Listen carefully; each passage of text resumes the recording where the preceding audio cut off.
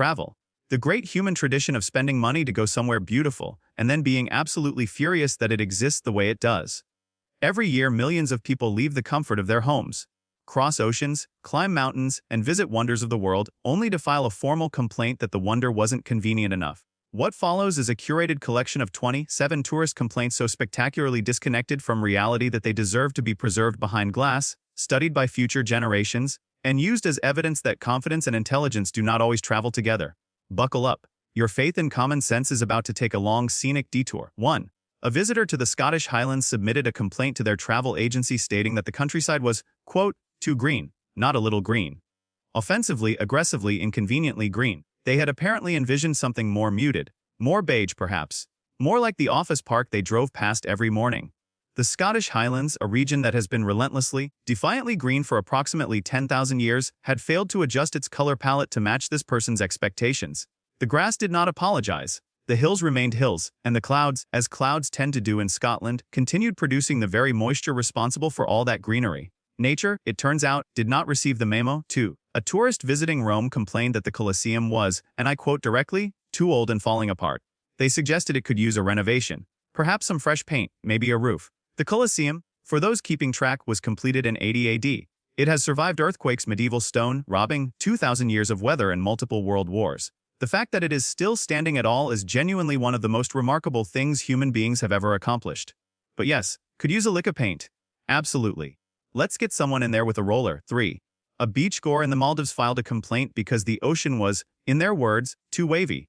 They had not specified in the brochure that they wanted a calm ocean. They felt this was implied. The Indian Ocean, a body of water covering approximately 28 million square miles and connecting 3 continents, had produced waves of its own accord without consulting the guests' comfort preferences. The resort's customer service team, to their eternal credit, managed to respond to this complaint without using the phrase, "That's just the ocean." 4. A traveler visiting Egypt complained that it was too hot. In Egypt, in summer, this person had traveled to a country that sits directly on the Sahara Desert, the largest hot desert on the planet, during the hottest months of the year, and was surprised to find that it was warm outside. The pyramids, which have been sitting in that exact same heat for 4,500 years, were not available for comment. 5. A couple visiting Paris wrote a scathing review of the Eiffel Tower because it was, quote, smaller than expected.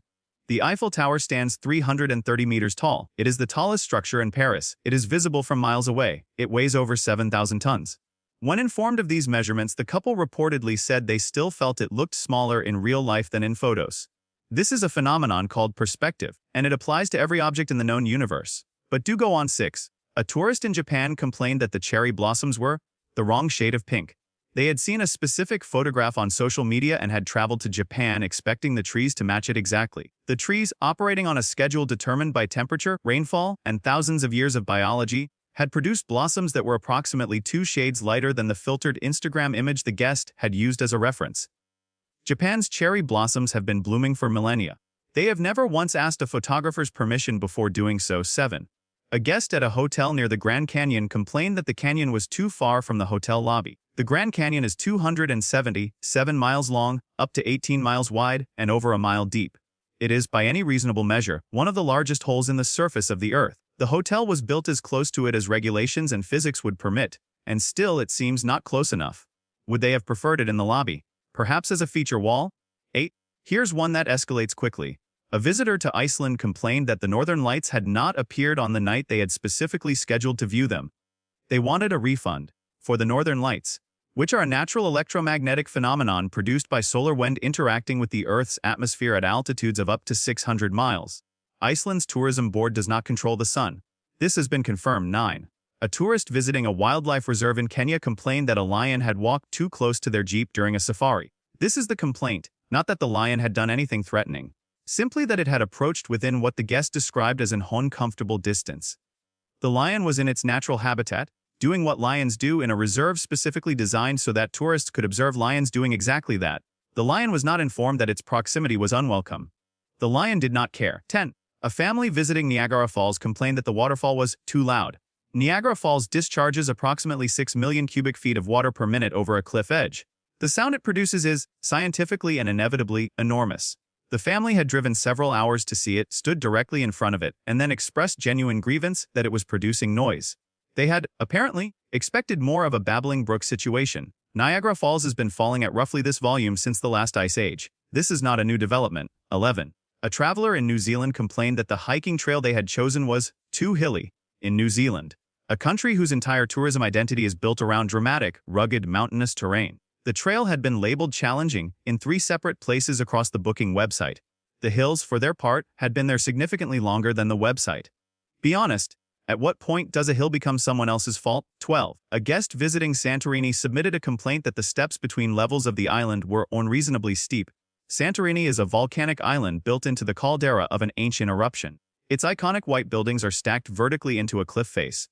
The steps are steep because the cliff is steep because that is what a volcanic caldera is. This is not a design choice, this is geology, and it somehow gets worse from here. 13.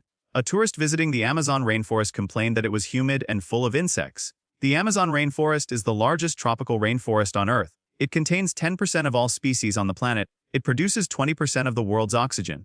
It is definitionally, categorically, and with absolute certainty both humid and full of insects. This is not a malfunction. This is the entire point. 14. A visitor to Venice complained that the city smelled like water and that there was, quote, too much boat traffic. Venice, the city built on water, the city where boats are cars, the city where the streets are canals, the city that has operated in exactly this configuration for over 1,000 years and shows no intention of installing a parking garage. 15. A tourist at Stonehenge filed a complaint because they were not allowed to touch the stones. They felt this was excessive. Stonehenge is a 5,000-year-old prehistoric monument. The reason visitors cannot touch the stones is because thousands of years of human hands have already caused measurable erosion to irreplaceable ancient rock. The person touching the stone is not the first person to want to touch the stone. They are, in fact, precisely why the rule exists. 16. A couple on a safari in Botswana complained that the animals were not performing enough. They had been hoping the wildlife would be more active, more entertaining, more willing to engage with the itinerary. The elephants, wildebeest, and assorted zebras of the Okavango Delta were, at the time of this complaint, doing whatever they wanted because they are wild animals in Africa, and the concept of a performance schedule had not yet reached them. Have you ever genuinely expected a wild elephant to check a call sheet? 17. A traveler visiting Petra in Jordan complained that the famous treasury building was, quote, just a facade with nothing inside. The treasury at Petra is one of the most recognizable ancient structures in the world.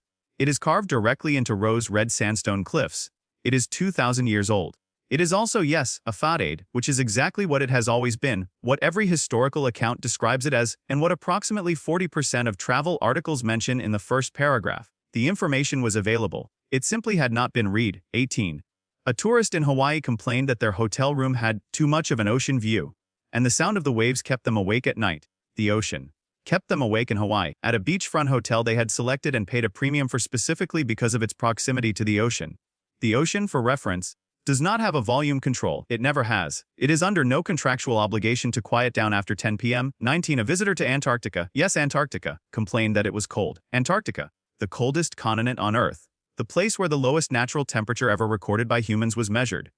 Cold there. Shocking, genuinely shocking that a continent covered in ice, surrounded by frozen ocean sitting at the bottom of the planet, and existing largely below -30 degrees Celsius had produced a cold experience for the individual who traveled there. This next one defies logic entirely. 20.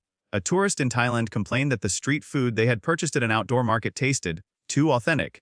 Too authentic. They had traveled to Thailand, visited a traditional night market, purchased food prepared by local vendors using local ingredients and local recipes, and then objected to the fact that it tasted like Thai food. What they had apparently wanted was Thai food that tasted less like Thailand. This feedback was noted by no one and acted on by even fewer. 21. A family visiting the Great Wall of China complained that it was too long to walk the whole thing. The Great Wall of China is approximately 13,000 miles long. This is longer than the circumference of the Earth is wide. It was never suggested in any promotional material, travel guide, or basic conversation about the Great Wall that a visitor would or should attempt to walk its entire length. The complaint was submitted as though an unreasonable promise had been broken. No such promise exists. No such promise has ever existed. The wall simply is what it is, stretching across mountains in time, completely indifferent to the itinerary. 22. A guest at a hotel in Iceland submitted a written complaint because the sun had not set during their stay. They had visited in June. They had been informed by the booking platform, by the travel agent, by their own brief research, and by the fundamental axial tilt of the planet Earth, that Iceland experiences the midnight sun in summer, meaning the sun does not fully set for weeks. They complained anyway. They requested a discount for the sun for its behavior. for the manner in which it chose to illuminate the northern hemisphere during the month of June, as it has done every single year since the planet began rotating. 23. A tourist visiting a remote monastery in Nepal complained that it was too far from everything. The monastery had been built in the 14th century by monks who had specifically chosen that location because of its remoteness, its isolation, and its distance from the noise and distraction of ordinary life. Remoteness was not an oversight. Remoteness was the entire architectural and spiritual intention. The complaint was filed in the monastery's guest book, which the monks read with what one hopes was considerable amusement. 24. A visitor to the Galapagos Islands complained that the wildlife was too unafraid of humans. The animals on the Galapagos Islands are famously unafraid of humans because they evolved in an environment with land centuries of contact with people who did not threaten them. A sea lion sat next to this person on a bench, a bird landed near their foot, an iguana crossed their path, and this person, who had paid thousands of dollars to travel to one of the most extraordinary wildlife destinations on the planet, submitted a formal complaint that the animals were too comfortable in their presence, too friendly, too willing to exist near them. The audacity of the iguana frankly knows no bounds. 25. A tourist at Yellowstone National Park complained to a park ranger that the geysers were not erupting on a predictable enough schedule and asked if the park could fix the timing.